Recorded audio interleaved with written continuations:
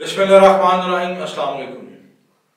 अल्हम्दुलिल्लाह हम मुसलमान हैं और अल्लाह रब्बुल इज़्ज़त की ज़ात पर, उसके अहकामात पर, रोज़े क़यामत पर, ज़िंदगी और मौत पर और कुरान मजीद पर, कुरान मजीद की तमाम आयात पर, उसकी तालीमात पर, अहकामात पर हमारा कामिल ईमान है। हमारे ईमान की बुनियादी जुज़्व है। हम बतौर मुसलमान अपने बहुत सारे जो मामलात होते हैं वो अल्लाह रब्बुल इज़्ज़त की ज़ात को हाज़िर नाज़िर जानकर या कुरान मजीद पर हलफ देकर या कसम उठाकर बहुत सारे जो हमारे हल तलब मामलात होते हैं, मुतनाज़ा मामलात होते हैं, वो तय पा जाते हैं। हमारे यहाँ लोकल पंचायत का भी निज़ाम है। आज भी बहुत सारे मामलात मोहल्ले की सतह पर पंचायत में हल हो जाते हैं। कुछ जो इश्यूज़ हैं वो थानों में जाके तय पा जाते हैं और अगर वहाँ भी हल ना हो तो फिर ज़ाहिर अफ्रीकन अदालतों का रुख करते हैं। बहुत सारे जो मुकदमात हैं अदालतों में जाके तय पाते हैं।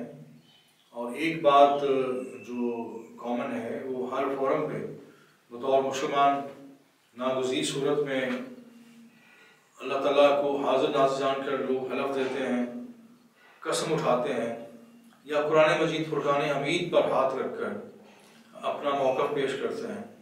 अदालतों में भी ये प्रैक्टिस है। मुल्ज़म हो या मुजरम या गवाह हो तो वो कुरान मजीद पर हलफ देता है और ये दोहराता है कि मैं कुरान मजीद पर हलफ दे रहा हूँ, जो भी कहूँगा सच के सिवा कुछ नहीं कहूँगा। हमारे यहाँ मैं समझता हूँ बतौर मुसलमान जो कुरान मजीद के एहतराम का तकाज़ा है वो तो ये है कि हम जब फिर किसी ने उसको गवाह बनाकर उस पर हाथ रखकर हलफ दिया है, कोई गवाही दी है, शहादत दी है, अपना मौक़िफ़ पेश किया है तो फिर उसको मिनो-अमन तस्लीम किया चाहिए। मैं बहसियत नाक़िस एक नातमाम मुसलमान के तौर पर ये अर्ज़ कर रहा हूँ, पर एहतराम का तकाज़ा है। फिर ये मत देखें कि आपका मुखालिफ या आपका जो मद्दे मुकाबल फ़रीक है उसका किरदार कैसा है, उसका माजी कैसा है। जब आप इस नहज पर आ गए हैं कि मामला कुरान मजीद पर हलफ के नतीजे में तय पाना है तो फिर आप बतौर मुसलमान कम अज़ कम इस पूरी एहतराम का, ईमान का मुज़ाहरा करते हुए उस मौक़िफ़ को फिर पूरी तरह तस्लीम करें, दिलो जान से तस्लीम करें और वहाँ मामला ख़त्म कर दें। मामला फिर उसको तूल ना दें, उस पर जिरा ना करें। जो एक बंदे ने कुरान मजीद को गवाह बना लिया तो फिर उससे बड़ी कोई गवाही नहीं है, उससे बड़ा कोई काबिल इज़्ज़त नहीं है, कुरान मजीद से बड़ी किसी की नामूस नहीं है। हमारे यहाँ इन दिनों जो मामला चल रहा है जनरल कमर जावेद बाजवा साहब के हवाले से है कि उन्होंने कुरान मजीद पर हलफ दिया, अपनी मरहूमा वालदा की कब्र पर खड़े होकर उनकी कब्र को गवाह बनाकर ये कहा कि वो इन मामलात में शामिल नहीं है, वह मामला आप सब जानते हैं। और ये तक कहा कि अगर मैं झूठ बोलूँ तो मुझे रोज़े महशर रसूलुल्लाह सल्लल्लाहु अलैहि वसल्लम की शफाअत नसीब ना हो। ये बहुत बड़ी बात है। अब जनरल कमर जावेद बाजवा साहब के हवाले से जो हमने बहुत सारी बातें मंसूब की हुई हैं, जो मीडिया पर, सोशल मीडिया पर ज़ेर बहस रहती हैं, ख़ास तौर पर इमरान खान की हुकूमत के ख़िलाफ़ अदम एतमाद की कामयाबी की सूरत में इमरान खान को इक़्तिदार से बेदखल होना पड़ा। वो अलग बात है कि इमरान खान की इस बेदखली में इमरान खान के बहुत सारे जो सियासी खुद के शमले हैं, अपनी सियासत अपनी ज़ात पर, वो भी शामिल हैं।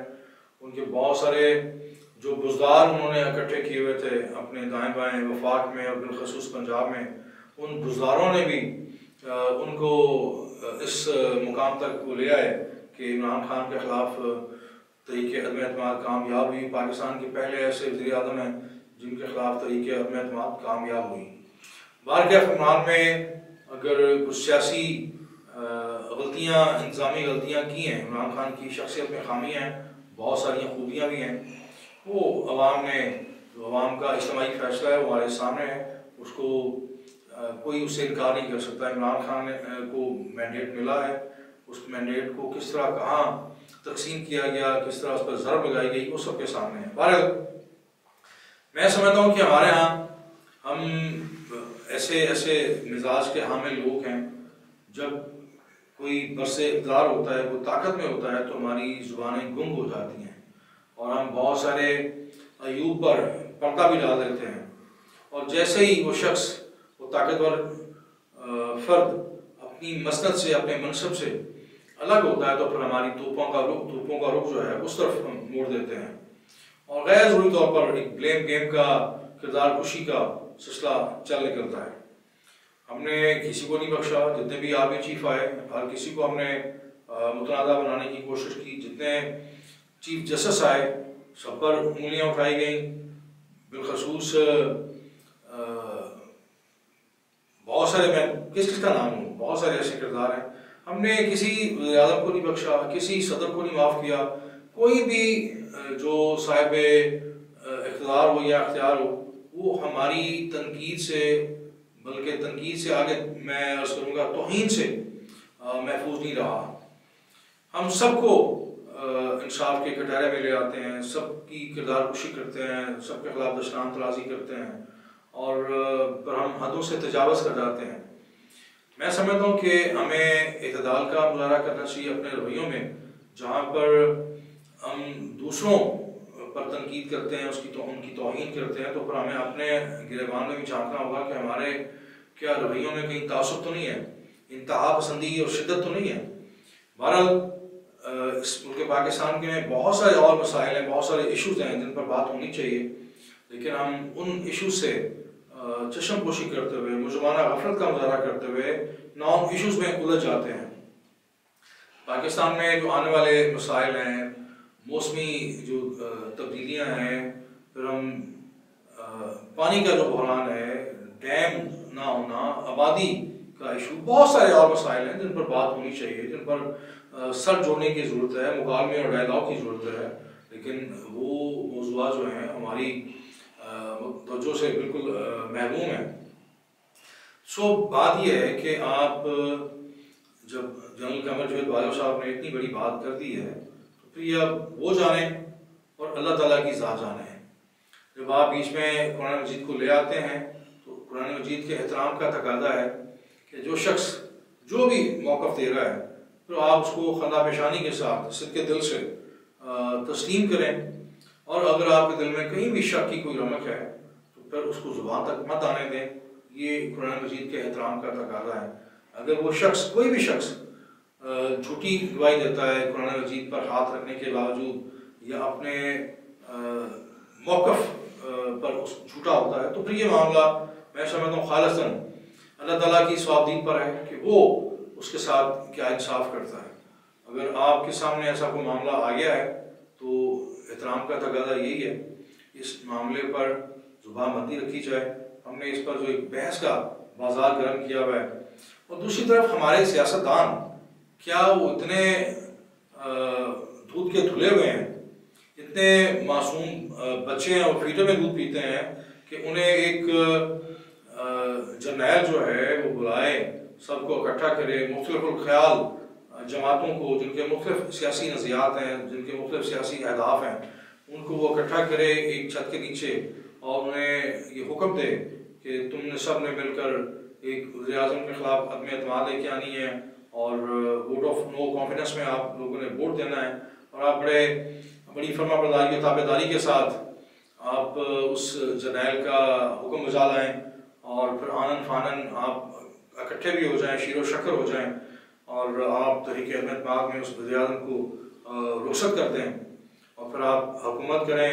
आपके अंदर मफादात की बंदर बाँट हो, किसी के मुकदमात ख़त्म हो जाएँ, किसी को कोई किसी किस्म का रिलीफ मिल जाए। हर किसी ने फ़ायदा उठाया है। इमरान खान के बाद जो हुकूमत बनी अपने एतमाद के नतीजे में, उसके बेनिफिशरी कोई एक नहीं है, बहुत ज़्यादा हैं, बहुत सारे हैं, और सब किरदार हमारे सामने हैं। सो जनरल कमर जवेद बाजवा का हलफ एक तरफ और हमारी सियासी क़यादत का, सियासतदानों का हदफ एक तरफ। मैं बतौर मुसलमान पहले इसलिए बड़ा नातवान सा, कमज़ोर सा, नाक़िस सा मुसलमान हूँ, लेकिन मेरा ईमान कहता है कि जब कोई अल्लाह ताला की ज़ात पर को बीच में ले आए, कुरान मजीद पर हलफ दे और कसम उठाए, तो फिर मेरा ईमान ये कहता है कि मैं उसको तस्लीम करूं दिल और जान से।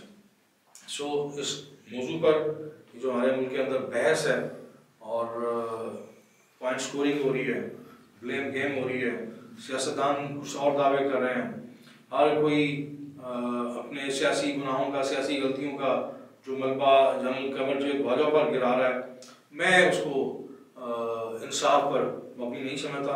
हमारे यहाँ अलमिया ये है कि हमारे जितने भी एक्स आर्मी चीफ हैं या एक्स चीफ जस्टिस हैं, वो सियासतदानों की तरह जो है हर मौजू पर, हर बयान पर अपना बयान नहीं दे सकते, अपना मौका नहीं दे सकते, मीडिया में उस तरह नहीं आ सकते जिस तरह के सियासतदान आते हैं। उनको एक शौक भी होता है, उनकी ज़रूरत भी होती है कि वो उन्होंने वोट लेने होते हैं। लेकिन दूसरी तरफ बहुत सारे हमारे साबिक आर्मी चीफ, बहुत सारे साबिक chief justice of supreme court, हम देखते हैं कि उनके खिलाफ बिल्कुल वन में कैंपेन चलती है, उनके खिलाफ बड़े ज़ाती नोयत के उन पर हमले होते हैं, उनके खिलाफ बयान आते हैं, उनका मीडिया ट्रायल होता है, लेकिन वो खामोश रहते हैं। तो इस खामोशी को आप उनका एतराफ़ नहीं कह सकते। खामोशी मसलतन होती है, खामोशी आदतन होती है। एक रवायत है हमारे यहाँ, जितने भी चाहे आर्मी चीफ थे या चीफ जस्टिस थे, वो जब अपने मनसब से अलग होते हैं तो वो हर अपने ज़ात पर होने वाली तनकीद का जवाब नहीं देते। सो ये खामोशी जो है, इसको आप कमज़ोरी मत समझें। और दूसरी तरफ मैं फिर अर्ज़ करूँगा, पाकिस्तान के जो असल मसाइल हैं उन पर तवज्जो दी जाए, उन पर बात की जाए, ताकि कोई राह हल मिले हम बहैसियत कौम। बहुत शुक्रिया।